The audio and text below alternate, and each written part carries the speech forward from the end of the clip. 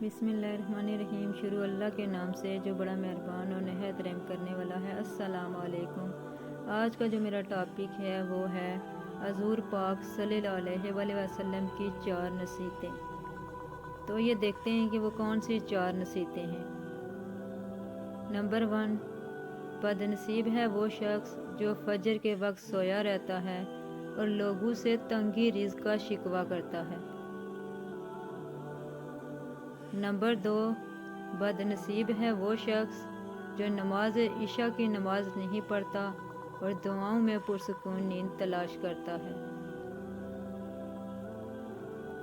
Number 3, बदनसीब है वो शख्स जो वालिदैन की खिदमत करके उनकी दुआ नहीं लेता और लोगों से कहता फिरता है कि मेरे लिए दुआ करना। नंबर 4, बदनसीब है वो शख्स जिसने माह रमज़ान पाया और अपने रब को राज़ी न कर सका। और आप सल्लल्लाहु अलैहि वसल्लम ने यह भी फरमाया, जिसने मेरी एक हदीस सुनी और दूसरों तक पहुँचाई, क़यामत के रोज़ इसके लिए मेरी शफ़ाअत वाजिब होगी। ये थी नबी पाक सल्लल्लाहु अलैहि वसल्लम की 4 नसीहतें।